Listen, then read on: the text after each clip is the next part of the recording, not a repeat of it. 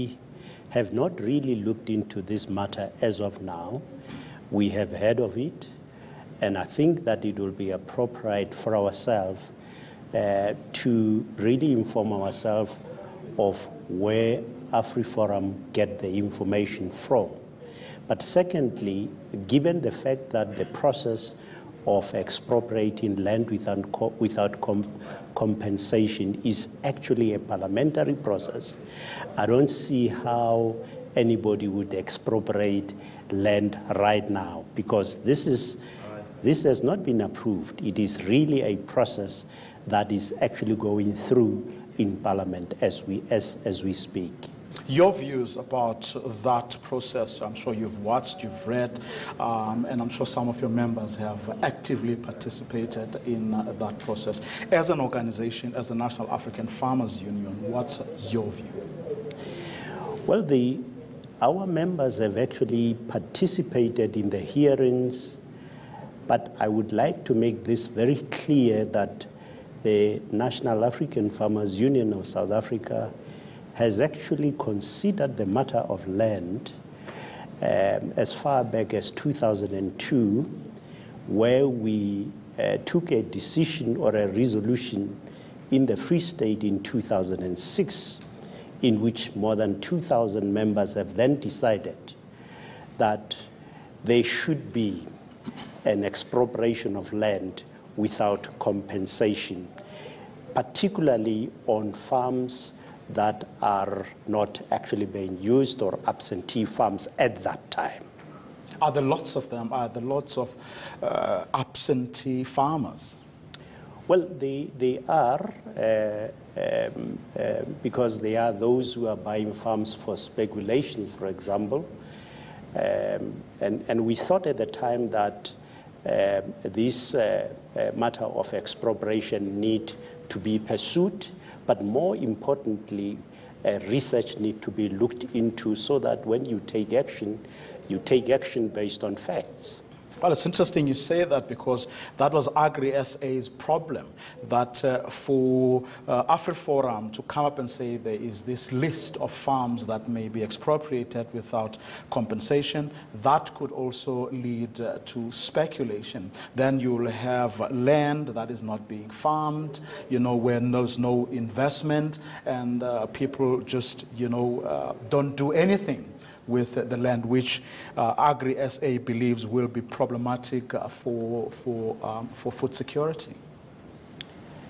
The fact of the matter is the matter of land need to be approached with the sensitivities it deserves.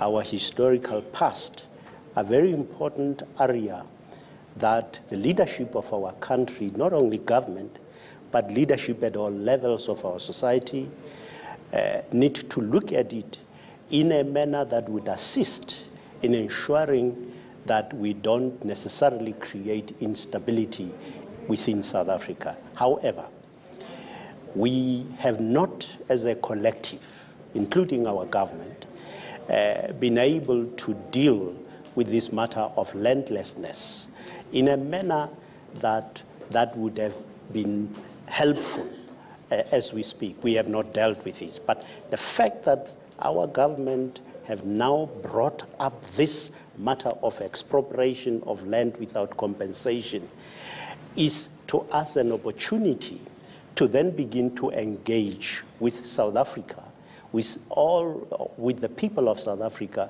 so that we can at least find solutions.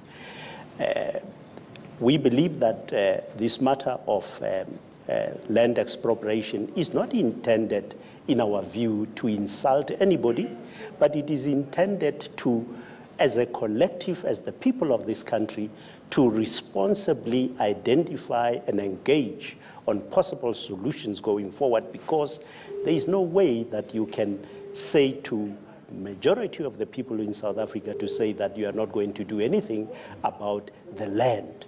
And of course, we, as a union, we are of the firm view that whether anybody would be unhappy about the decision of Parliament or not, the fact of the matter is we have wasted quite a lot of time we should have addressed this matter a long time ago if the Zimbabwean situation could be used as an example.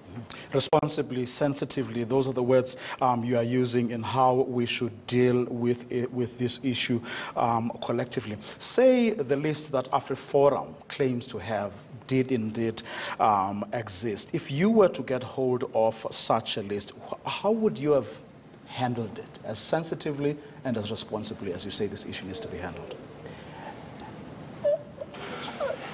Understanding the government of the people, understanding the government in the way that the government works and in the way that the leadership of the African National Congress works. It is quite clear that somebody is fishing for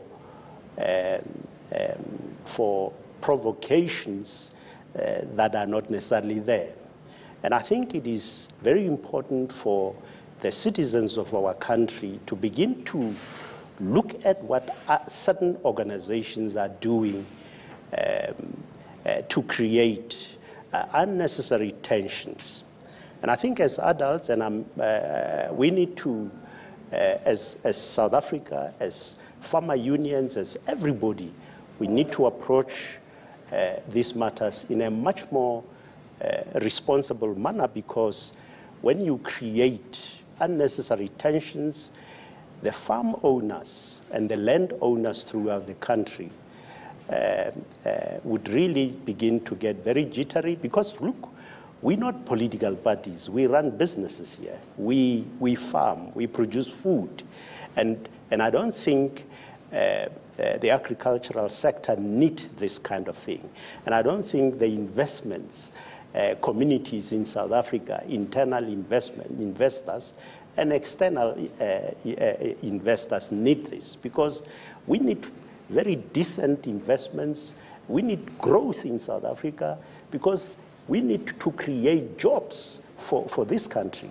And we want to make sure that everybody participate in a legitimate parliamentary and, if you like, constitutional processes, so that the outcome of that would have been based on the constitutional imperatives of our country. Very, very briefly, we've run out of time, but I have to ask you this. What is your view on the land that is being held under trusts by traditional leaders? What should happen there? I must say that the historical background of our traditional leaders, and I know that the high-level panel have actually pronounced on these matters. We do not agree with the high-level panel on this matter, because remember that His Majesty the King, particularly in KwaZulu, has actually, in fact, all the traditional leaders from where we come from own the land on behalf of the communities. And if you don't approach that, once again with responsibility, you are actually going to create something that you would not be able to control.